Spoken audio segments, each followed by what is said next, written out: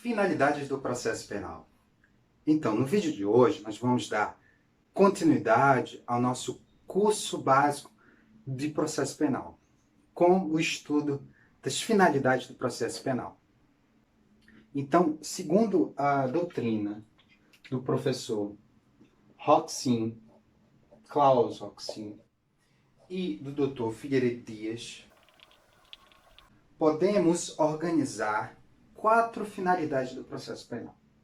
Primeira finalidade: descobrir a verdade e realizar justiça. Wahrheit und Gerechtigkeit. Nós não podemos imaginar o processo penal dissociado do objetivo maior, que consiste em realizar justiça. A sociedade deposita uma confiança no Estado quando passou a ostentar o monopólio do ius puniente, do direito de punir e de impor uma sanção em razão do cometimento da prática do crime, razão pela qual nós não podemos imaginar um processo penal sem realizar justiça. E para realizar justiça, nós temos que, primeiramente, descobrir a verdade. E essa verdade no processo penal difere daquela verdade do processo civil, porque aqui a verdade é, acima de tudo, uma verdade material. Eu só posso realizar a justiça se eu descobrir a verdade material do caso. Segunda finalidade do processo penal: garantir o desenvolvimento válido do procedimento. Então, o processo penal vai disciplinar um conjunto de regras que vão organizar o processo, o modo como se realizam as citações, quais os sujeitos do processo, quais os direitos e quais os deveres, né, do juiz, do Ministério Público, da defesa, do acusado, qual a posição da vítima dentro do processo, quais os requisitos para ela ser processada, requisitos da ação penal. Então, todas essas regras, elas serão reguladas dentro do processo penal. Terceira finalidade do processo penal: proteger os direitos fundamentais. E aí há uma consistência na doutrina, no sentido de que o processo penal, ele nasce, sobretudo, com a Magna Carta de 1215, que funda o devido processo legal.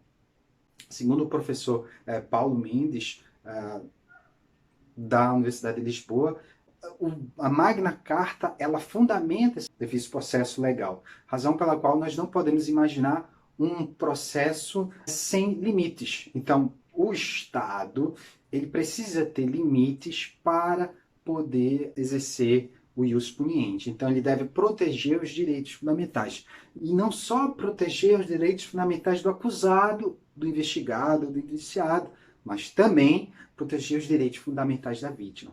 Então, proteger os direitos fundamentais, o processo, ele pressupõe um conjunto de garantias constitucionais.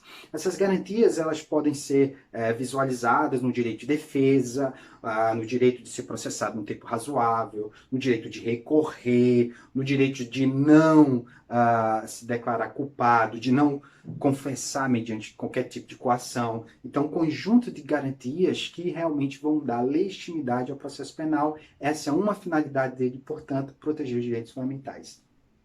E a quarta finalidade consiste na restauração. Restaurar a paz jurídica rompida com o crime.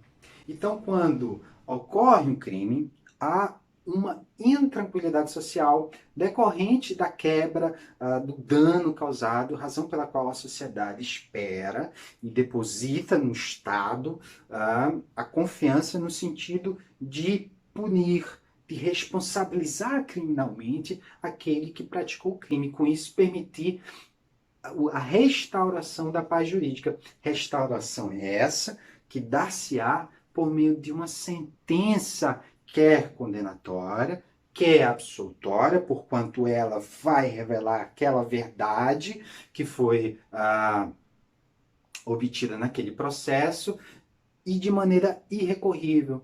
Então, há derradeira finalidade do processo penal consiste na restauração da paz jurídica rompida com o crime por meio de uma sentença irrecorrível.